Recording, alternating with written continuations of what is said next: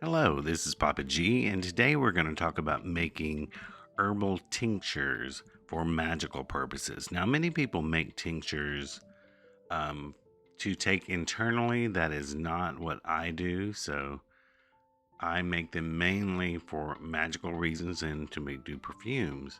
Here you're seeing the lilacs in our garden, and I'm going to snip off some of those to actually make a tincture out of. You can use them to make perfumes. You can use them in to dress doll babies, all sorts of things to imbue that magical energy into them.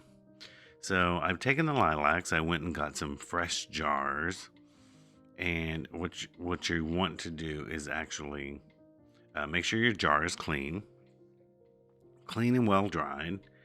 And these are fresh flowers. You can do fresh or dried. If they are fresh, you need to make sure it's completely covered in alcohol.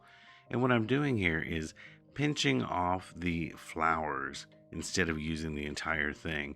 And you'll notice I'm not being too tender with it, because when you actually pinch them and you're releasing the essential oils that are in the plant by, it's called bruising them. So that's what I'm doing here. That's why I'm not being very gentle with them. So what I'm going to do is fill up the jar, and then you'll see in a bit we're going to cover it with something. So yeah, we had a lot of lilacs. I did a video, an article a couple of weeks back about the magical purposes of lilac on my Patreon, and it was pretty intensive. We had a lot of things. Even I learned that I didn't know in doing research, and we did a lilac spell. And lilacs only come out once a year, so I was like, I've got to get these while they're available to me. So I went out and harvested some that I could, and then we're going to go over another flower too. But more about tinctures. Why are we're going to use alcohol, not oil. And I find they last much longer. Supposedly, people say they last about 3 to 5 years, but really alcohol-based tinctures have an unlimited shelf life. They don't require refrigeration, and they just store them in a cool, dark place. Some people use vinegar-based tinctures, but a lot of people say those need to be refrigerated to do that. So I like to use alcohol. And of course, I do make oil-based infusions. To me, that's the difference in a tincture and an infusion. An infusion is usually made with oil, but you're doing the same thing. You're actually getting the heart of the plant and extracting it into a liquid form. So we've got lots of tiny little flowers to take care of. So you'll see that it's a creative thing in itself, and it's also a very magical thing. You can put your intentions into it while you're picking the herbs, while you're pinching them, while you're filling the jar. And I'm putting a lot of herbs in here. Now, I'm filling it to the top. Normally, you would leave it a little bit more headspace because you don't want any fresh herbs, especially, poking out of the top of the jar, because they will rot. However, I do plan to shake these jars a couple of times every day for about the first 5 days, and then I will most likely take some of the flowers out, probably a couple of spoonfuls, and leave the rest in for a few weeks. I like to use Everclear. Everclear is pure grain alcohol. Many people use vodka, but vodka does have a water content. Everclear is the closest thing in chemical composition to perfumer's alcohol.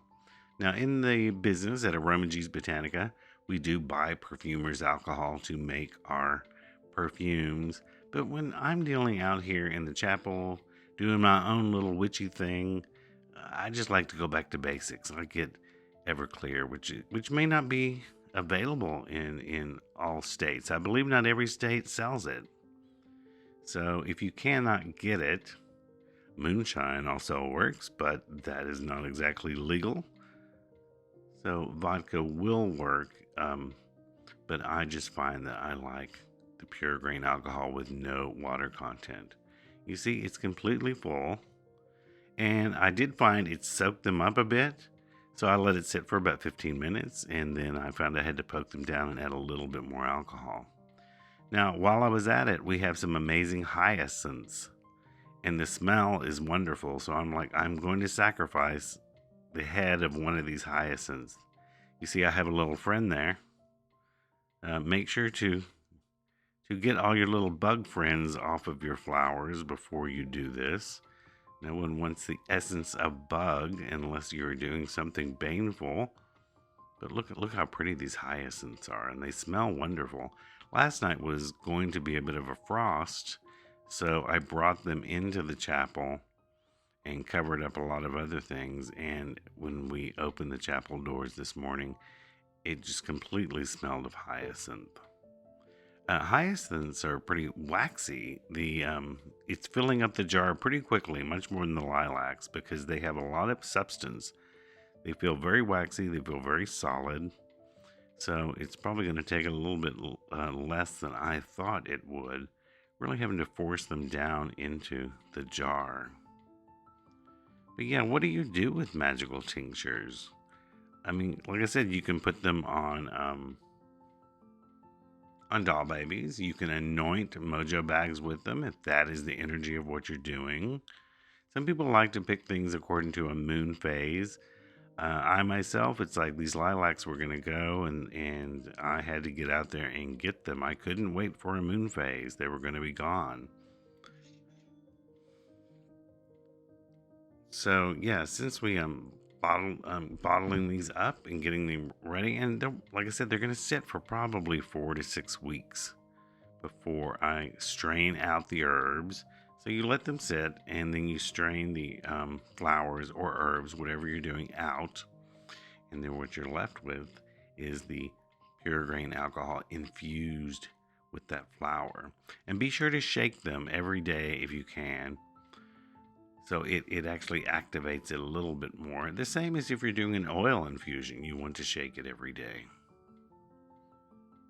But you can use these to also cleanse magical tools. You might anoint statues with them if the energy of the plant coincides with the spell work you're doing. There are so many different ways. Remember that alcohol is flammable, so use it sparingly around your candles, especially pure grain alcohol. So here we have now another jar of lilacs and a jar of hyacinth. So I hope you will make your own magical or alcohol tinctures and let me know how they turn out.